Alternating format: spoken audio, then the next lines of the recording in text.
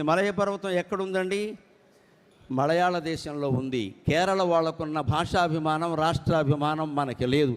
నిన్ననే వాళ్ళు కేరళ అనే రాష్ట్రాన్ని కేరళం అని మార్చారు. మన ఆంధ్రప్రదేశ్ రాష్ట్రాన్ని కూడా ఎన్టీ రామారావు గారు ఆశయానికి అనుకూలంగా తెలుగునాడు అని మార్చిన్నాడు. మనకు ఖచ్చితంగా జాతీయాభిమానం ఉంటుంది. తెలుగునాడు అని మార్చాలి. ఆంధ్రప్రదేశ్ తెలుగు మాట కాదు. నాకేం మొహమాటం లేదు చెప్పడానికి. ఉత్తరప్రదేశ్ ఎంతో, హిమాచల్ ప్రదేశ్ ఎంతో, మధ్యప్రదేశ్ ఎంతో, ఆంధ్రప్రదేశ్ కూడా అంతే. తెలుగుదనం మన రాష్ట్రం పేరులోనే లేదు. ఎన్టీ రామారావు గారు తెలుగునాడు అని మార్చడం కోసం నానా యాతనలు పడ్డాడు ఆయన. మళ్ళీ తెలుగునాడు అని మార్చాలి. తమిళనాడు లాగే తెలుగునాడు అని మార్చాలి. ఒక సున్నా లేకపోతే వాళ్ళకి ఇబ్బంది ఏందా? కేరళ వాళ్ళు వెంటనే మా రాష్ట్రం, మా భాష కేరళం అని మార్చాల్సిందే అనుకున్నారు. అటువంటి పట్టుదల మనలో వస్తే రాష్ట్రం పేరు కాదమ్మా, తెలుగు ప్రజల బతుకులు కూడా మారతాయి ఖచ్చితంగా. మలయాళం అంత గొప్పది. మలయాళం నుంచి వచ్చింది మలయపు గాలి, దక్షిణపు గాలి.